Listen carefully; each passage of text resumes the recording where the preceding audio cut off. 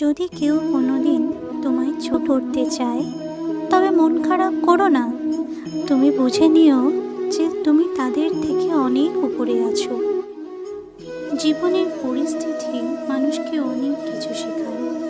যেমন জীবনে একলা চলতে শেখায়, নিজের পায়ে দাঁড়াতে শেখায়, বাস্তবতা শেখায়, আবার চেনা মানুষের আড়ালে লুকিয়ে থাকা মুখোশটাকেও চিনতে শেখায়।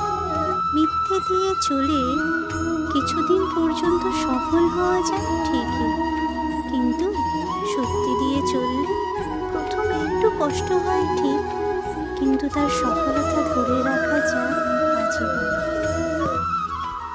সর্বদা মনে রাখবে, জীবনে যত কঠিন পরিস্থিতির মধ্যে দিয়ে তুমি যাবে, তোমার ব্যক্তিত্ব ততই উপরে হবে। সর্বদা মনে রাখবে, কথার জবাব দিতে শক্তি প্রয়োজন পড়ে না, শক্তি প্রয়োজন পড়ে নিজেকে চুপ রাখতে।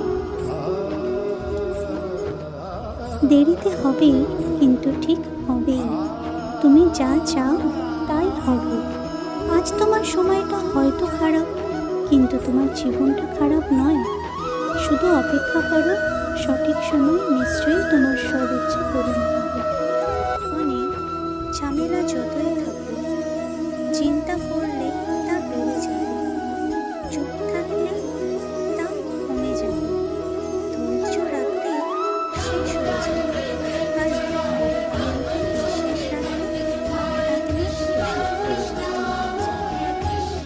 ভগবান শ্রীকৃষ্ণ বলেছেন, কাউকে কষ্ট দিলে নিজের সুখের প্রার্থনা করো না, আর কাউকে আনন্দ দিলে তোমার কষ্টের চিন্তা করো না। যে ব্যক্তি